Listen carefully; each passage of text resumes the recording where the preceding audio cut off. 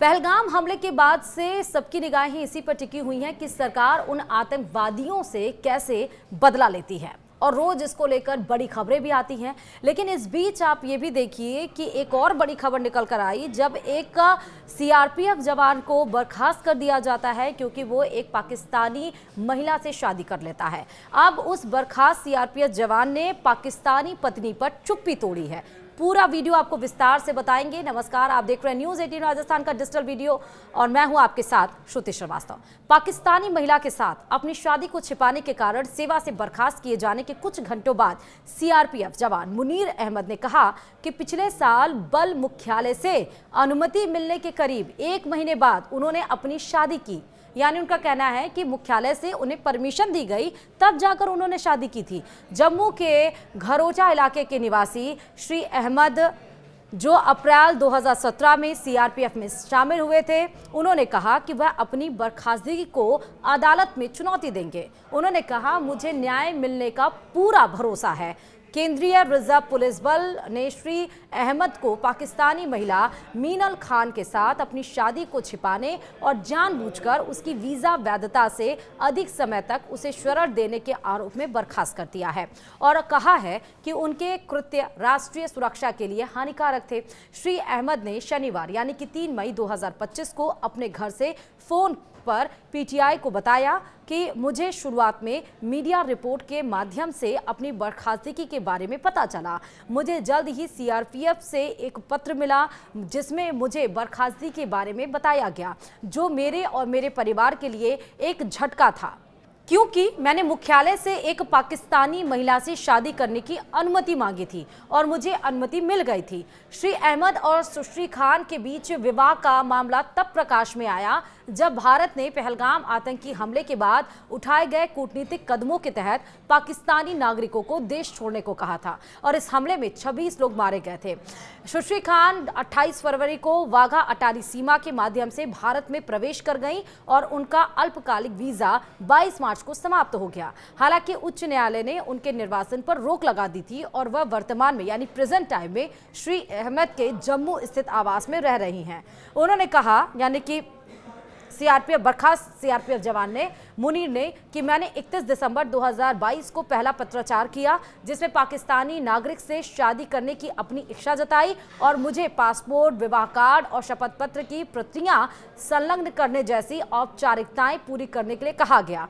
उन्होंने ये भी कहा कि मैंने अपना हलफनामा और अपने माता पिता, सरपंच और जिला विकास परिषद के सदस्य के हलफनामे उचित माध्यम से प्रस्तुत किए और अंततः 30 अप्रैल 2024 को मुख्यालय से मंजूरी मिली। सीआरपीएफ जवान ने कहा कि उन्होंने अनापत्ति प्रमाण पत्र यानी एनओसी के लिए आवेदन भी किया था, लेकिन उन्हें बताया गया कि ऐसा कोई प्रावधान उपलब्ध नहीं है और उन्होंने नियमों के अनुसार विदेशी नागरिक से अपनी शादी के बारे में सरकार को सूचित करके औपचारिकताएं पहले ही पूरी कर ली। हमने पिछले साल 24 मई को एक वीडियो कॉल के जरिए ऑनलाइन शादी की थी, ये भी जानकारी सामने आई। इसके बाद मैंने अपनी 72वीं बटालियन में शादी की तस्वीरें, निकाह के कागजात और शादी का प्रमाण पत्र जमा किया जहां मैं तैनात था।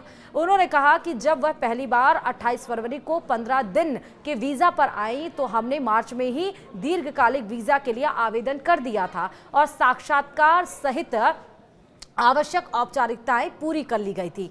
उन्होंने इस बात पर प्रकाश भी डाला कि इससे जम्मू कश्मीर और लद्दाख उच्च न्यायालय के लिए बुधवार को अंतिम समय में उनकी पत्नी के निर्वासन पर रोक लगाकर उन्हें राहत प्रदान करने का मार्ग प्रशस्त हुआ है। श्री अहमद मुनीर ने कहा कि वह अपनी छुट्टी की अवधि समाप्त होने पर अपने कर्तव्यों पर लौटे और उन्हें 25 मार्च को सुंदरबनी स्थित बटालियन मुख्यालय में रिपोर्ट करने के लिए भी कहा गया, लेकिन 27 मार्च को मुझे एक स्थानांतरण आदेश सौंप दिया गया और 15 दिनों की अनिवार्य कार्यभार ग्रहण अवधि दिए गए बिना ही मुझे भोपाल यानी मध्य प्रदेश में 41वीं बटालियन में तैनात कर दिया गया।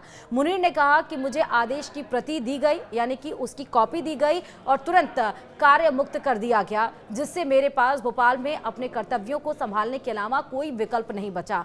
जहां मैंने 29 मार्च को कार्यभार संभाला, वहां पहुंचने पर मैंने कमांडिंग ऑफिसर और उनके डिप्टी के साक्षात्कार का सामना किया और दस्तावेजीकरण प्रक्रिया भी पूरी की, जिसमें स्पष्ट रूप से एक पाकिस्तानी महिला से मेरी शादी का उल्लेख था। उन्होंने कहा कि अपनी बटालियन डाटा रिकॉर्ड बुक में भी इसकी प्रविष्टि यानी की गई है, इसको इंक्लूड किया गया है। वहीं सीआरपीएफ जवान ने कहा कि वह अपनी बर्खास्तगी को चुनौती देने के लिए अगले कुछ दिनों में अदालत का दरवाजा खटखटाएंगे। उन्होंने ये भी कहा कि मुझे अदालत से न्याय मिलने की पूरी उम्मीद है और इसी उम्मीद के साथ ही उन्होंने अपनी बातों को विराम भी दिया। यानी कि पाकिस्तानी पत्नी पर उन्होंने साफ तौर पर कहा कि मैंने सारे डॉक्यूमेंट्स, सब कुछ, सारे दस्तावेज लगाए थे। परमिशन मिलने के बाद ही मैंने उससे निकाह किया था, वीडियो कॉल पर निकाह किया गया था और जब वो आई तो मैं अपने ग्रुप में भी गया और सारी फोटोज भी हमने शेयर की, लेकिन उसके बाद भी इतना बड़ा डिसीजन कैसे लिया गया। उसके बाद उन्होंने कहा कि इस बात को वो कोर्ट में चैलेंज करेंगे और उम्मीद जताई है कि न्याय उनको जरूर मिलेगा। देखना होगा कि कोर्ट में चैलेंज कब करते हैं बर्खास्त सीआरपीएफ मुनीर और इस पर क्या कुछ अभी रिएक्शन आना बाकी है। इसी के साथ इस वीडियो में फिलहाल अभी लेता ही। देखते रहिए न्यूज़ 18 राजस्थान। नमस्कार।